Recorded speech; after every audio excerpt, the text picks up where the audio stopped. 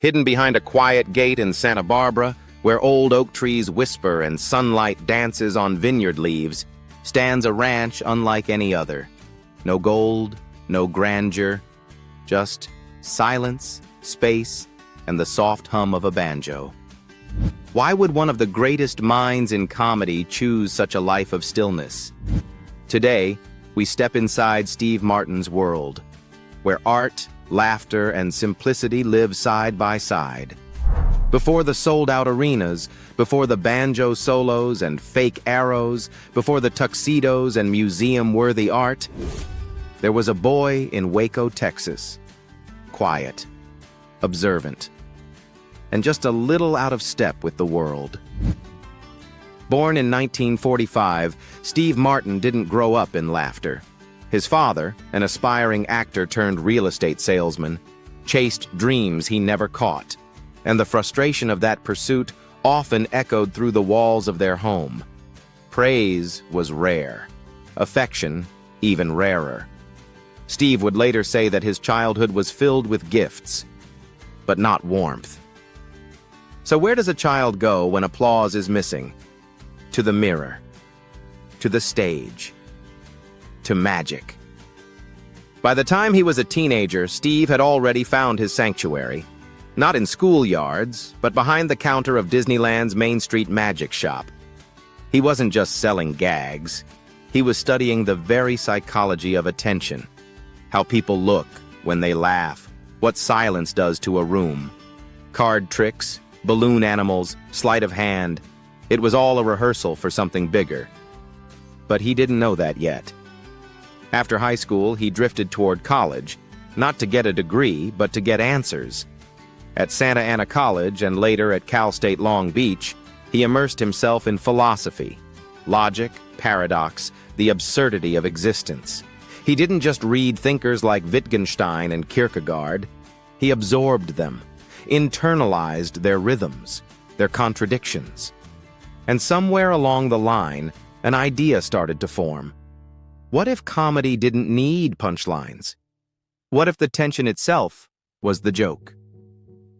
Steve began performing surreal routines, jokes that stopped mid-sentence, bits that looped back on themselves, characters so exaggerated they couldn't be real. The audience didn't know whether to laugh or stare. And that was the point. He was no longer trying to get laughs. He was trying to earn them. The turning point came in 1967, when a former girlfriend, impressed by his strange, brilliant writing, secretly submitted his material to the Smothers Brothers Comedy Hour. The show's head writer was so captivated, he hired Steve on the spot. 2 years later, at just 24, Steve Martin was holding an Emmy Award. But the backroom wasn't enough. Steve wanted the spotlight, not for fame, but for freedom. He joined The Tonight Show, the Sonny and Cher Comedy Hour, and eventually became a recurring icon on Saturday Night Live.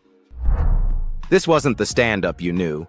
This was a man in a white suit, eyes wide, a banjo slung across his shoulder, a fake arrow through his head. He didn't tell jokes. He was the joke. He broke the fourth wall. He danced for no reason. He howled. He whispered. He paused for awkward amounts of time, until the room had no choice but to erupt. In 1977, he released Let's Get Small, a comedy album that didn't just go platinum, it redefined what stand-up could be. A year later, A Wild and Crazy Guy followed, anchored by the now legendary hit King Tut. It sold over 1 million copies and made him a household name. Soon he was doing what no stand-up had ever done, selling out stadiums. But even then, something inside Steve felt off, too polished, too easy, too perfect. And so, in the middle of his fame, he did what almost no one would dare. He walked away. Why? Because the risk was gone. And without the risk, there was no joy. Instead, he turned to film. And in 1979, The Jerk, a movie he co-wrote and starred in, became a cultural sensation, raking in over $100 million at the box office. Steve Martin was no longer just a comic. He was a leading man. And what followed was a run of roles that somehow balanced absurdity with heart.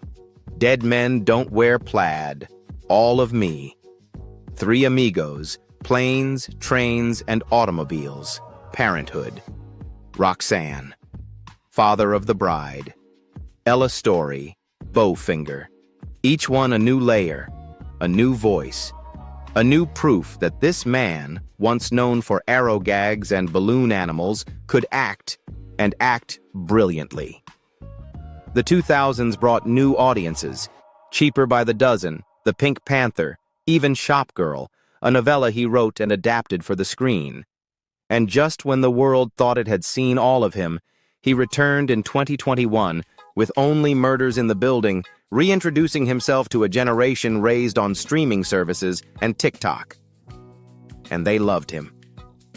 Steve Martin, now well into his 70s, was once again at the center of the cultural conversation, not because he chased it, but because his authenticity made it impossible to ignore. So how did it happen? How did the quiet boy from Texas, once ignored, once overlooked, become a multi-Grammy-winning, Emmy-holding, New York Times best-selling, banjo-playing, art-collecting, comedy-redefining legend? The answer isn't found in his scripts, or his records, or his jokes. It's found in the spaces between them, in the pauses, in the stillness, in the deliberate way he's always stepped forward only when he had something worth saying. And perhaps that's why his ranch in California feels so perfect, because it too is a place of intentional quiet, a space not for performance, but for presence. Let's step through the gates of Steve Martin's Santa Barbara Ranch and explore the peaceful, elegant world he's built away from the cameras. Ranch in Santa Barbara, California. If you didn't know who lived here, you might drive right past it. No grand gate, no marble lions, no towering hedges designed to intimidate.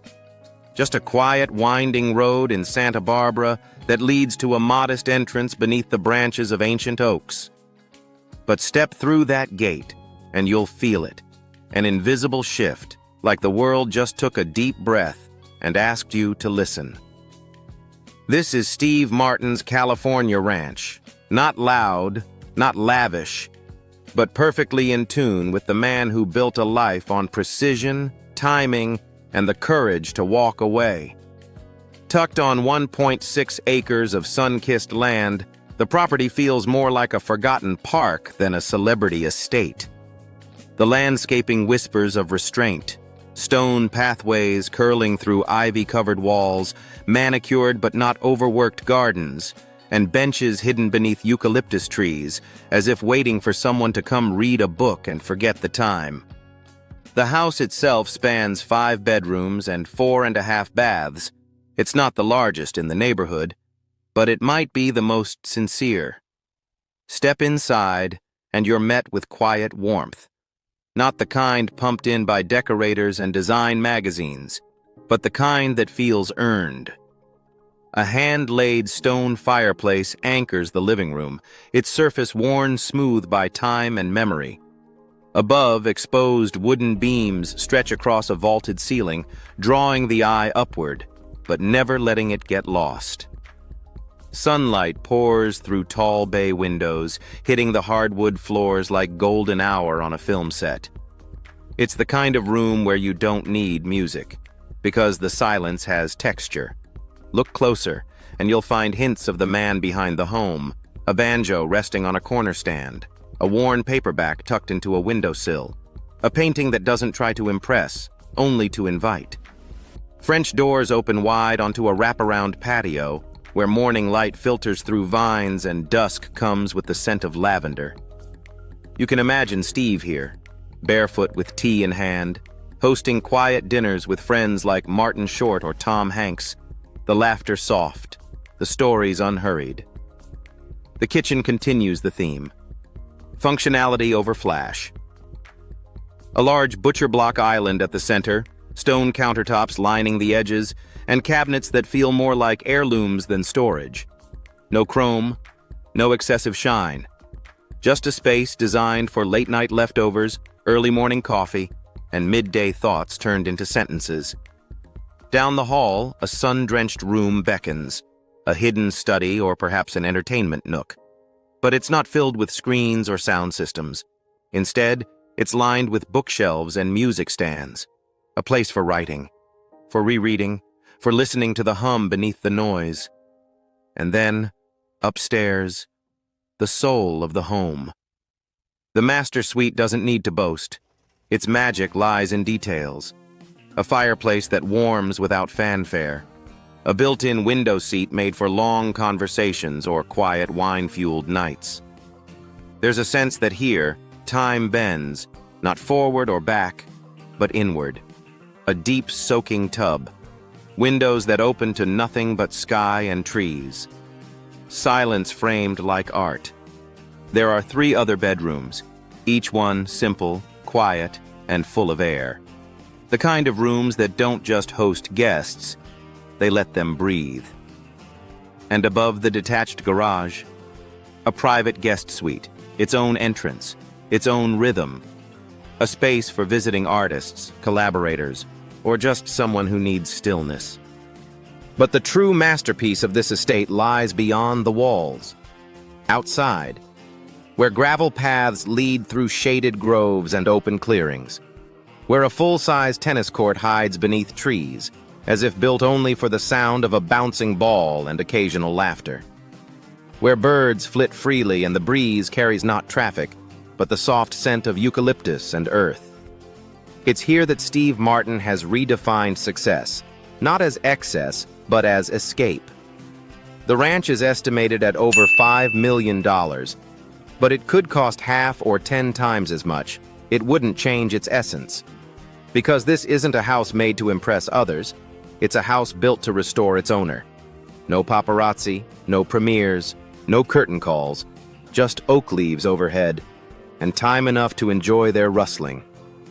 This is where Steve Martin writes, where he thinks, where he lets the comedy rest and lets the person behind it unfold. He once sold out stadiums. Now he watches the sun set behind grapevines. And maybe, just maybe, that's the real show. When you picture a comedy legend's garage, what do you expect? Ferraris in fire engine red? A fleet of Lamborghinis lined like trophies? Maybe a custom-wrapped SUV with bulletproof windows? Not here. Steve Martin's collection doesn't scream, it murmurs. It doesn't chase speed, it honors stillness. And just like his ranch, his cars speak to a man who has nothing left to prove, only stories left to tell. Now, we step into the garage, not to be dazzled, but to understand Steve Martin's quiet philosophy of motion. Because every car he owns tells a story. Cars. Aston Martin 5.8 Vantage Roadster. Sleek, silent, perfectly British. With its 4.7-liter V8 engine and 420 horsepower, this isn't just a convertible, it's a sculpted whisper of restrained power. It hugs the road like a secret, its engine humming low like a jazz bass line in the background. Why this car? Because Steve doesn't need noise to make an entrance. He needs precision. Imagine him on the Pacific Coast Highway, top down, silver hair catching the wind, leather seats creaking gently under him. No rush, just rhythm. This isn't a car for arriving, it's a car for becoming. Austin Healey 3000 Mark III BJ8. Now we step back in time. The 1960s British Roadster, all chrome edges and soft curves, low to the ground, unapologetically analog. The kind of car you don't drive, you feel. Every bump in the road, every turn of the wheel, every hesitant breath of the carburetor. For Steve, it's not just a vehicle, it's a memory. This might have been the car he dreamed of as a young performer, driving down Mulholland Drive with a head full of absurdist jokes and an Emmy on the horizon. It doesn't matter if it's the fastest, it matters that it reminds him who he was and how far he's come. Peugeot 504. An odd choice? Maybe, Boxy, French, quietly competent. Not the kind of car that headlines a Hollywood gala. But then again, Steve Martin has always been a man of contradictions. This car is delightfully ironic. A nod to intellectual comfort, to understated taste. The kind of vehicle a philosophy major might drive through wine country, windows down, narrating a New Yorker essay in his head. It's not cool. It's clever. And for Steve, that's better. Tesla Model S. Then just when you think you've mapped his style, he takes a leap. The Tesla Model S. All electric. Smooth as glass. So quiet, you wonder if it's even on. Why would a man so rooted in the analog, banjos, typewriters, hand-sketched comedy, own a vehicle that feels like it was born from the future? Because he isn't stuck in the past. Steve Martin collects ideas, not eras. And the Tesla, with its sustainable elegance and minimalist cockpit, is the perfect expression of motion without noise. The very definition of modern grace. No supercars. No ego.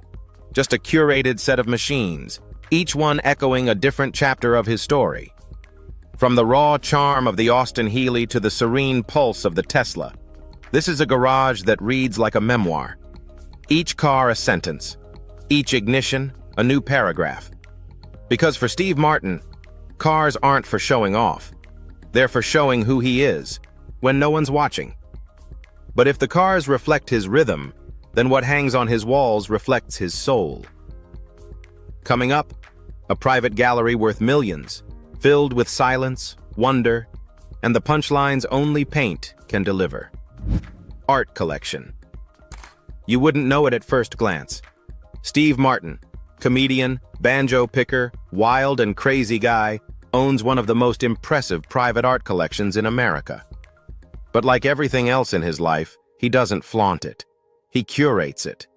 And it all began, not with $1 million bid, but a whisper of curiosity. In the late 1960s, fresh off his early TV success, Steve bought a painting by Ed Ruscha. Not for prestige, not for profit. He simply liked it. That quiet purchase sparked a passion that would grow across decades, carefully, thoughtfully, and always privately. By the 1980s, he was collecting serious names: Edward Hopper, James Gale Tyler, Georges Seurat. Not because they were fashionable, but because they spoke to him. One of the crown jewels, Hopper's haunting Captain Upton's house, purchased in 1987 after it had been seized in an art fraud case. A painting of distance, of longing, of silence. Steve still owns it. And today it could be worth over $30 million. Another? Hopper's hotel window, which he bought for $10 million and later sold for $27. The headlines called it a record. He just called it letting go. His collection today is said to be valued between $50 and $100 million. It features everything from Picasso's Fragmentation to Hockney's sun-drenched scenes, from Lichtenstein's comic frames to Bacon's unsettling shadows. But it's not about price tags. It's about perspective. Steve Martin collects like he performs, with intention, with intellect, and with an eye for what others miss. And in 2001, when he finally let the public peek behind the curtain, lending 28 pieces to the Bellagio Gallery of Fine Art, it wasn't for attention. It was an invitation to feel something, to pause, to laugh, or ache, or both. Because for Steve, art isn't decoration. It's another way of telling the truth without ever having to say a word. And just like his paintings, Steve's generosity often hangs in the background, a legacy of giving, done not with applause, but with purpose. Philanthropy. Steve Martin never wanted to be the face of a movement. No viral campaigns, no teary fundraising galas, no stadiums packed for charity concerts. And yet, his impact echoes through galleries, classrooms, concert halls, and quiet lives changed forever. In 2010, He created the Steve Martin Prize for Excellence in Banjo and Bluegrass. Every year it awards $50,000 to a rising star in the genre, not just as financial support, but as a vote of belief. Because Steve remembers what it felt like to be young and unseen. For some musicians, that prize is life-changing. It opens doors, it creates careers, and perhaps more importantly, it reminds them they're not alone. But the giving doesn't stop with strings and canvas. Steve has also supported literacy initiatives, mental health programs, and educational causes, often through anonymous donations or quiet appearances. He's contributed to campaigns like Heads Together and Bring Change to Mind, helping destigmatize conversations around mental wellness. And then, there's the most powerful currency he offers: time. He's mentored young comedians, read early scripts from aspiring writers, attended off-Broadway shows just to support a friend's niece. No press, no Instagram post, just presence. Because for Steve, generosity isn't a performance, it's a posture, a way of moving through the world without needing credit, only connection. He once said that the greatest compliment isn't laughter, it's listening. And in the quiet corners of his giving, that philosophy lives on. But what about the man behind the masterpiece? The father, the husband, the artist without an audience. Let's enter Steve Martin's private life, not through gossip or drama, but through stillness, joy, and late-in-life love. Personal life. For most of his life, Steve Martin seemed married to the craft, not to a person. To the punchline, to the page, to the stage. From the outside, it looked like the perfect artist's life, solitary, electric, and ever-creating. But even genius grows tired of performance. Even the greatest minds seek stillness. And sometimes, love arrives right on cue. In 2007, at the age of 61, Steve Martin quietly married Anne Stringfield, a former writer and fact-checker for The New Yorker. She wasn't famous. She didn't care about Hollywood. What she loved was language, wit, and quiet, just like him. The wedding itself was pure Steve, understated, brilliant, surprising. Friends thought they were attending a dinner party. Then Tom Hanks stood up, and it became a wedding. Diane Keaton laughed. Eugene Levy wiped away a tear. And Steve? He said, "I do," not under a spotlight, but beneath the soft glow of honesty. This wasn't about reinvention. It was about arrival. And in 2012, something else arrived. Their daughter. Steve became a father for the first time at 67. He's never revealed her name publicly. He rarely speaks about her in interviews. But when he does, his voice shifts.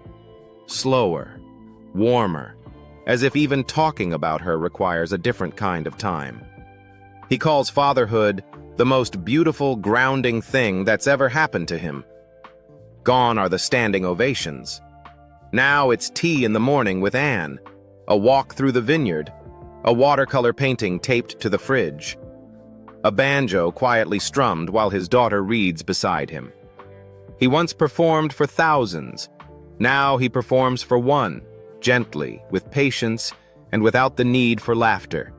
He once ran toward chaos. Now he walks toward peace. It's not that he's disappeared. Only murders in the building prove that Steve Martin still has cultural gravity. But these days, he chooses how he shows up. And more often than not, he chooses not to. No red carpets, no interviews unless there's something worth saying. No endless talk shows, no gossip columns. Just life, lived deeply. He still writes, still plays music, still collects, still smiles with that curious, almost mischievous tilt of the head. But the urgency is gone. In its place, a quiet reverence for the everyday, a good book, a simple meal, a family walk beneath California skies. And perhaps that's the most radical reinvention of all, To go from being the man everyone watched, to being the man who watches everything, with awe. The banjo no longer needs an audience. The paintings no longer need validation. The silence no longer needs to be filled. Because in the stillness of his ranch, Steve Martin has found something greater than punchlines. He's found presence. So what does your version of success look like? A vineyard kissed by California sun? A home wrapped in oak and silence? A life that doesn't need applause to feel complete? If Steve Martin's journey moved you, even just a little, don't forget to like, subscribe, and join us again as we uncover the lives and hidden hearts of legends who chose stillness over spotlight.